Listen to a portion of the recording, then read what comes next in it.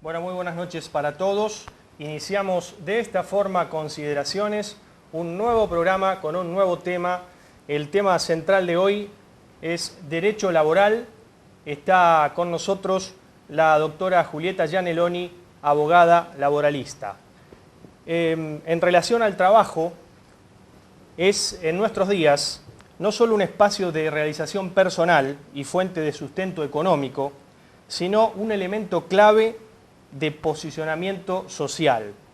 Cada uno de nosotros trabaja por diferentes motivaciones y esas motivaciones están constituidas por lo que nosotros llamamos 4P de la motivación. ¿Y por qué esta introducción? Bueno, porque a partir de aquí la gente va a poder mandar sus mensajes de texto a el celular, que ya lo vamos a dar a conocer, o bien a la dirección de correo electrónico programaconsideraciones@gmail.com. Decíamos, 4P de la motivación. La gente trabaja por plata, por prestigio, por placer o por poder. ¿Por cuál de las 4P vamos a trabajar, cumplimos con nuestras actividades diariamente? ¿Cómo te va, Jacqueline? Hola, Marcelo. Hola, Marcelo. Bueno, vamos a decirle a la gente que puede opinar y puede mandar un mensaje de texto o un correo a programaconsideraciones@gmail.com o si no, al celular 0341-156-412-210. A esos dos lugares puede mandar sus opiniones acerca de lo que recién acabas de decir. Y bueno, con respecto a Facebook, Marcelo, nosotros hicimos una pregunta en relación a la invitada de hoy, que es la siguiente. ¿Crees que hay empresas que piden personal, pero que en realidad el fin es tener una base de datos o demostrarle a la competencia que están en expansión? Eso es lo que hicimos de pregunta y la gente contestó que no sabe, Marcelo. Ajá. Hay gente que no sabe, si es verdad. No, dice que no sabe porque no cree que no haya. Ajá. Así que bueno, ese es el comentario que... Tal vez no se anime a responder. Tal vez. Así que bueno, eso es lo que dice la gente, que no sabe, no que no, sino que no sabe. Bueno, perfecto. Vamos a aclarar, Jacqueline, con respecto a la consigna, que manden mensaje de texto al celular, no llamados, sino mensaje de texto. ¿Por cuál de las 4P usted trabaja? ¿Por plata, por placer, por poder o por prestigio? Que pongan el nombre solamente y la zona. La zona, sí. La zona y el nombre nada más y después, bueno, obviamente pueden llegar a mandar un mensaje de texto o pueden escribirnos al correo electrónico, que nosotros después vamos a estar eligiendo. Bien. Y bueno, vamos a ver qué se puede llegar a ganar la persona. Va a haber un premio, por supuesto. Va a haber un premio. Antes de Navidad lo vamos a dar a conocer, pero va a haber un premio, le adelantamos eso. Listo, Y lo firmamos. También, no es que lo decimos por decir nada más. No, va a haber un premio. Bueno, vamos a saludar ahora a quien nos acompaña permanentemente en Consideraciones. Se llama Gustavo de Vega, es médico psiquiatra, director de ABCD. Tiene un programa aquí, Molinos de Viento, en este canal. ¿Cómo te va, Gustavo? Muy buenas noches. Muy bien, como siempre acompañándolos, y te agradezco la difusión de Molinos de Viento, que está tomando solvencia poco a poco gracias al apoyo que ustedes también nos dan. Bien, Gustavo, se me ocurre preguntarte, ¿qué es más peligroso para un ser humano? ¿El hecho de que consuma demasiada marihuana? Es decir, una persona sale a la calle con exceso de marihuana, o aquel que toma un volante, circula por la ciudad alcoholizado. ¿Qué es más peligroso? Bueno, en realidad es una pregunta interesante porque cada vez es más frecuente que las personas tengan cierto cuidado con el alcohol, pero consumen otras drogas, especialmente fuman marihuana, y entonces salen a conducir sus vehículos. Las experiencias a nivel científico lo que dicen es que casi hay una equivalencia entre tomar cierta cantidad de alcohol y fumar cierta cantidad de marihuana. ¿Por qué? Se disminuyen y se modifican los reflejos. Entonces la persona no puede reaccionar a tiempo, frena más lento, acelera más rápido, las maniobras son un poco más lentas en general. Por lo tanto, el alcohol y la marihuana le van a producir a la persona un enlentecimiento a la hora de responder. Distinto sería si ha tomado estimulantes que posiblemente lo aceleran y hace que avance mucho más allá de lo que hubiera hecho si estaba lúcido. Con el alcohol y la marihuana va a estar mucho más lento y retrasado en su reacción. Bien, Gustavo, muy bien fundamentado como siempre, ¿eh? Bueno, muchas gracias. Muchas gracias a vos por participar nuevamente acá, ¿eh? Muy bien. Se llama Gustavo de Vega, médico psiquiatra. Ahora sí, presentamos a la invitada de hoy, Julieta Gianelloni, abogada laboralista. Muy buenas noches, gracias por asistir nuevamente, ¿eh? Buenas noches y gracias a ustedes por la invitación. Bueno, el tema que nos convoca, derecho laboral, lo seguimos después de la pausa. Vamos a la pausa y después continuamos con la entrevista, digamos, como lo hacemos formalmente. Enseguida volvemos.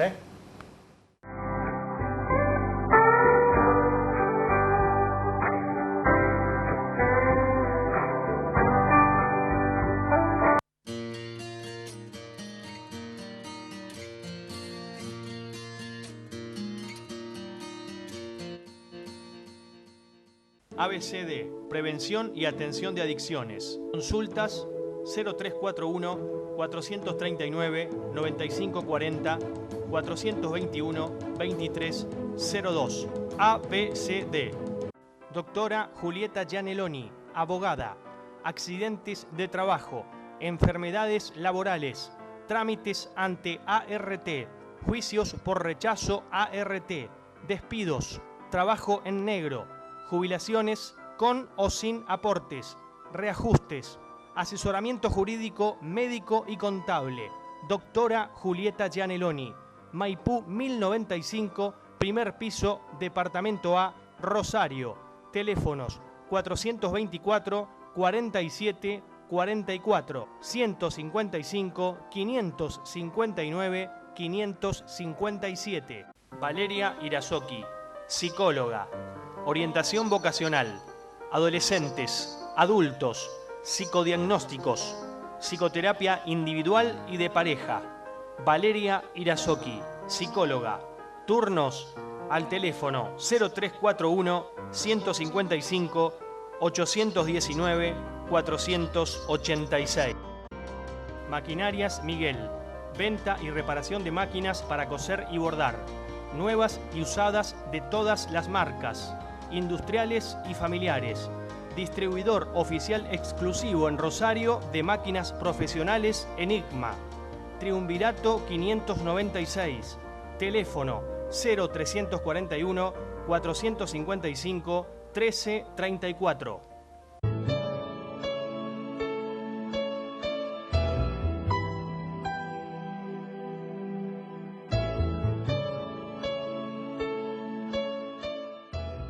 Valeria Irazoki, psicóloga. Orientación vocacional, adolescentes, adultos, psicodiagnósticos, psicoterapia individual y de pareja. Valeria Irazoki, psicóloga. Turnos al teléfono 0341 155 819 486. Maquinarias Miguel, venta y reparación de máquinas para coser y bordar, nuevas y usadas de todas las marcas, industriales y familiares. Distribuidor oficial exclusivo en Rosario de máquinas profesionales Enigma. Triunvirato 596. Teléfono 0341 455 1334. Doctora Julieta Gianelloni, abogada. Accidentes de tránsito, daños y perjuicios, sucesiones, derecho de familia, derecho laboral, contratos, asesoramiento jurídico, médico y contable. Doctora Julieta Gianelloni, Maipú 1095, primer piso, departamento A, Rosario. Teléfonos 424 47 44, 155 559 557.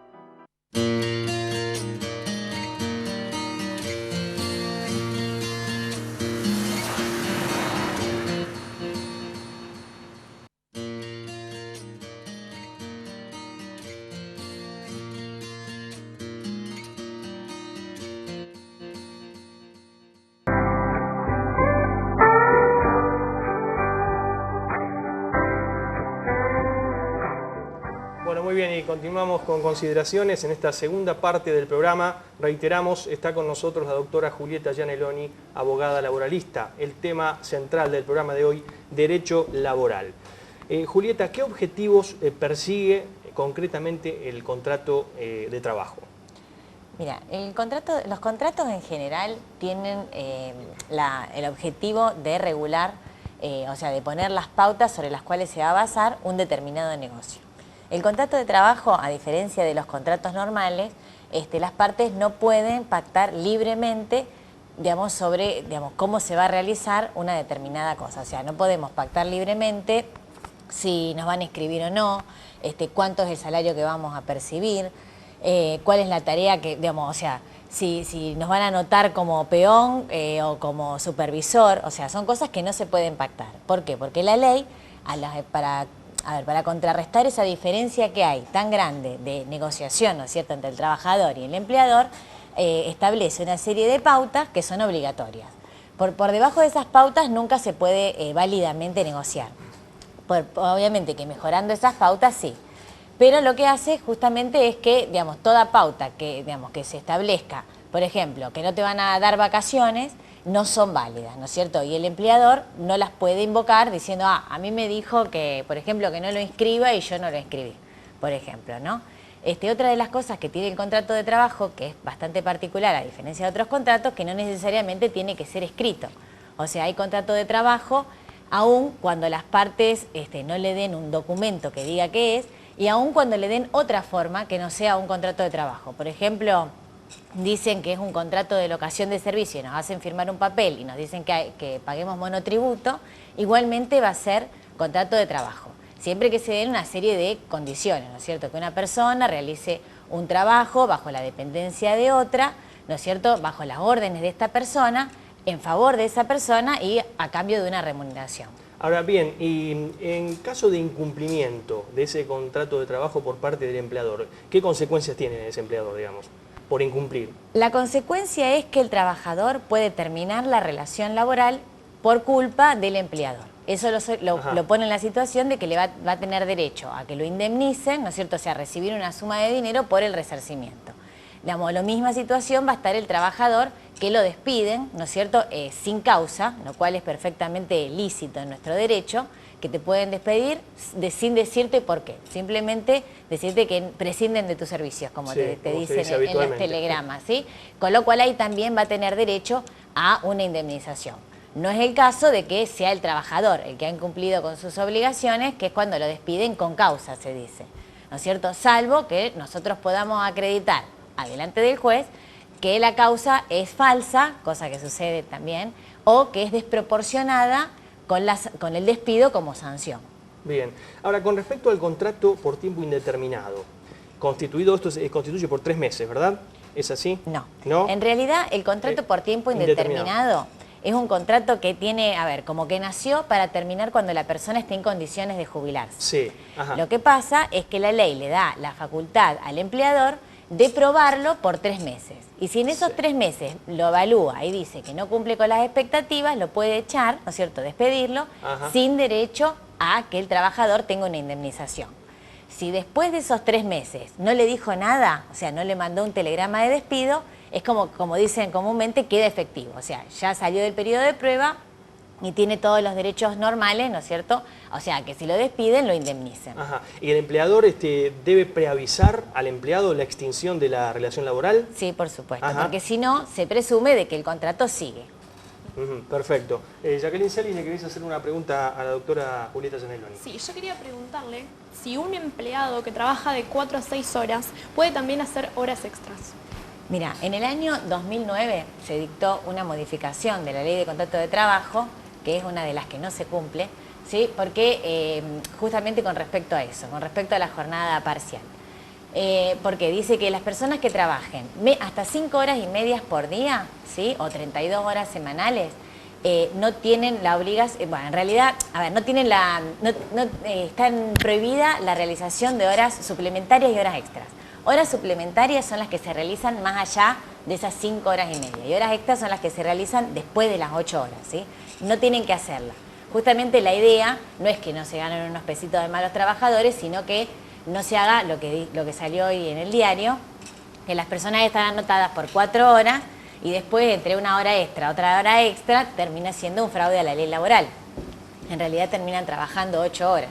A veces, bueno, trabajan todos los días 8 horas, otras veces trabajan, digamos, algunos días. Pero igualmente la ley es muy dura con respecto a eso y les pone la sanción que para el mes que hayan hecho esas horas extras o suplementarias tienen que pagarle el sueldo como si hubieran trabajado 8 horas todo el mes.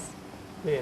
Se refería a la doctora Gianelloni a datos precisos publicados por el Diario La Capital. Son datos que surgen del Ministerio de Trabajo de la provincia de Santa Fe. Dice, entre otros puntos, ¿no? 1 de cada 4 empleados de galerías céntricas y shoppings de Rosario trabaja en negro. En contratos, en centros comerciales barriales, dice este informe, podría ser mayor, es decir, en los negocios a cielo abierto que están en Rosario. Eso, el relevamiento no se ha hecho en negocios a cielo abierto. Hay una diversidad de empleados que están registrados por 4 horas, pero en realidad trabajan 8 horas. Eso se puede llamar trabajo en gris, se denomina, así es. Estos operativos de la cartera laboral santafesina se vienen realizando desde julio de este año. Las inspecciones se implementaron en 280 locales, donde se hicieron relevamientos a 477 empleados. ¿En qué casos un trabajo puede considerarse ilícito? Bueno, el trabajo ilícito, que no es lo mismo que el trabajo ilegal, ¿sí? Es un contrato de trabajo que tiene por objeto una actividad que está en contra de la moral, ¿no es cierto?, de las buenas costumbres. ¿Está? Por ejemplo, es ilícito un trabajo en donde se contrata, por ejemplo, a menores de 16 años, ¿sí?, para cualquier actividad. O un trabajo que se contrata para tareas nocturnas o riesgosas a menores de 18 años, ¿sí? Esas cosas no se pueden. Ahora, lo que establece la ley es que el único que puede, digamos, invocar que existe contrato de trabajo, ¿no es cierto?, es el trabajador. O sea, el empleador no puede, si le hace un reclamo el trabajador menor de edad, ¿no es cierto?, contratado en contra de eso, no puede decir, no me podés hacer ningún reclamo porque este contrato tiene objeto ilícito. ¿Sí? O sea, la prohibición es para el empleador, pero si una vez que ya lo contrató, el trabajador tiene los mismos derechos laborales que cualquier otro trabajador. Bien, ¿puede considerarse, por ejemplo, ilícito un trabajo? Pregunto, ¿no? Por ejemplo, hay una modalidad laboral que se conoce desde hace unos días, en donde en algunas empresas incorporan personal, los hacen trabajar 2 días a prueba y después en el periodo de eliminación, digamos, de que quedan 2 personas, hipotéticamente 2 personas, las personas que quedan, digamos, sin el empleo no les pagan, digamos, por esos días trabajados. ¿Eso se puede considerar ilícito? Ocurre, digo esto por citar un ejemplo, en algunas heladerías ocurre este caso. Bueno, no solamente ocurre en las heladerías, sino que también ocurre en muchos ámbitos. Yo lo he visto personalmente en las empresas de seguridad que, digamos, sucede mucho. Pero bueno, más allá de eso, en realidad no es que sea ilícito. O sea, hay fraude a la ley laboral porque una persona, aunque sea que vaya y trabaje a prueba, ¿no es cierto?, tiene derecho a cobrar por cada día que va a trabajar. Lo que pasa es que, ¿cuál es el tema? Se abusan de que esa persona, por 2 o 3 días que vaya a trabajar, y no le paguen, no va a ir a hacer un juicio laboral, que como ustedes saben y lo hemos hablado en otras veces, están tardando tanto justamente por la gran cantidad de juicios laborales que hay y la poca cantidad de juzgados que hay para administrar todo eso. Entonces, bueno, se abusan, digamos, porque me ha pasado con algunos clientes que quieren reclamar, aunque a veces hasta 2, 3, 4 meses de trabajo y te ofrecen cualquier cosa y te dicen, bueno, no, si no anda a juicio. Claro, claro. Entonces, bueno. El artículo 66 de la Ley de Trabajo, de Contrato de Trabajo, habla de ius variandi. ¿Qué significa? Bueno, el ius variandi es la facultad que tiene el empleador de modificar la forma en que se prestan los servicios del trabajador, ¿no es cierto? La forma en que se lleva adelante la empresa. Pero la ley le establece una serie de limitaciones, ¿no? O sea, una de las limitaciones es que no puede ser un ejercicio irrazonable de esa facultad, ¿sí? Tiene que ser no pensado en su conveniencia personal, sino que tiene que ser en pos de mejorar la organización empresaria. Otra de las limitaciones es que, digamos, no puede alterar los elementos esenciales del contrato de trabajo. ¿Cuáles son esos elementos?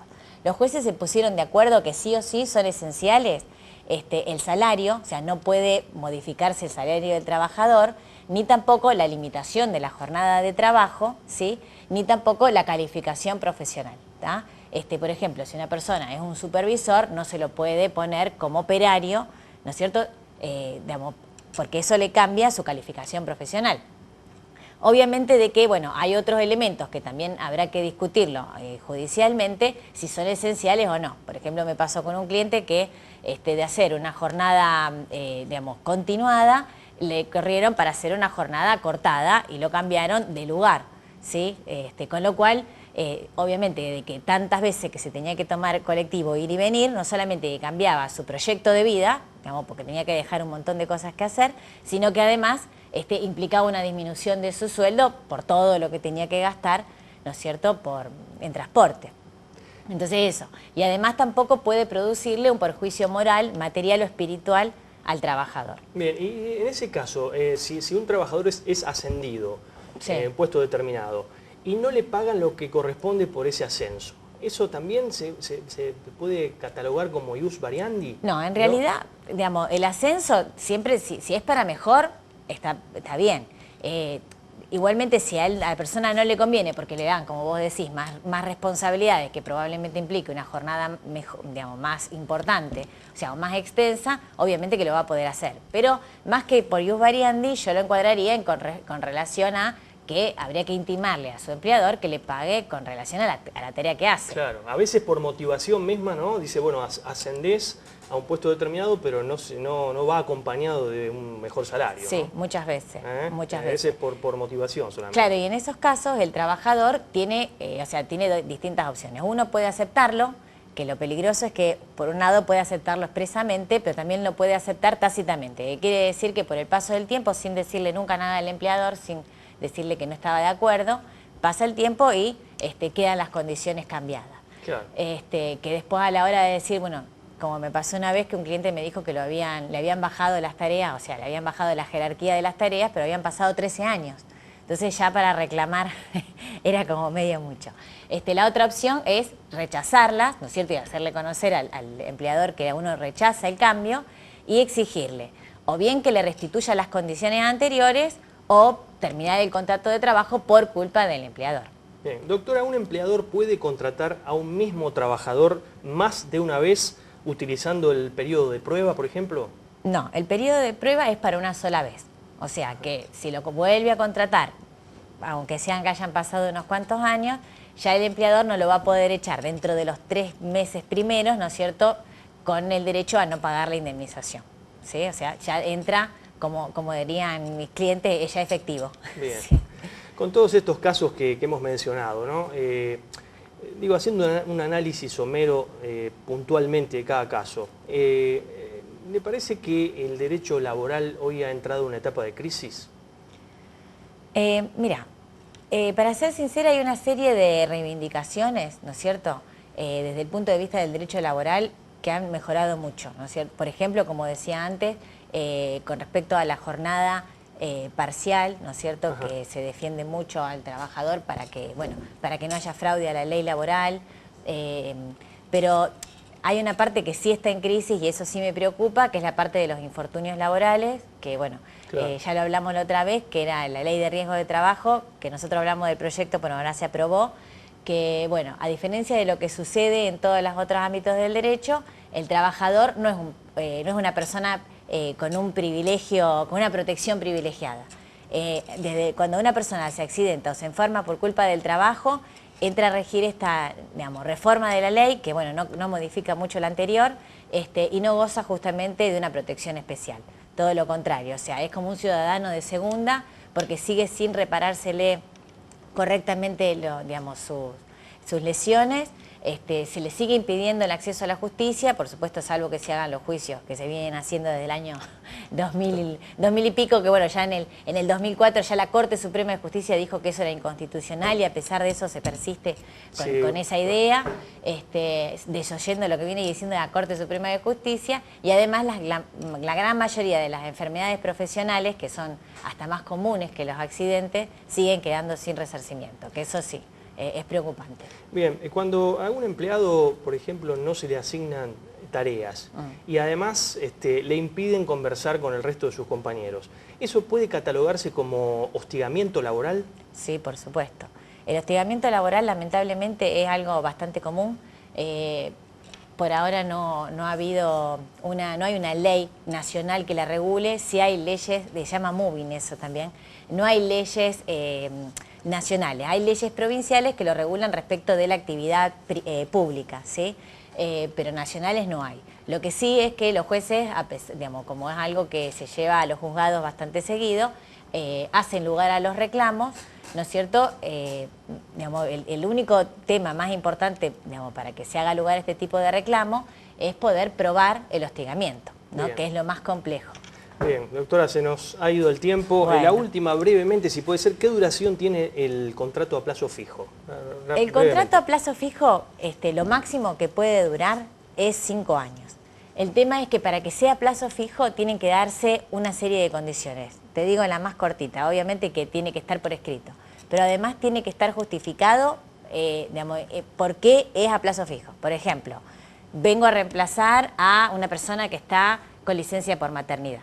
¿Sí? O sea, tiene que justificarse específicamente por qué es a plazo fijo. Si no, está mal. Se entiende a tiempo indeterminado. Doctora, un número de celular para el que está viendo que quiera comunicarse. 155-559-557. Anteponiendo siempre 0341. Sí.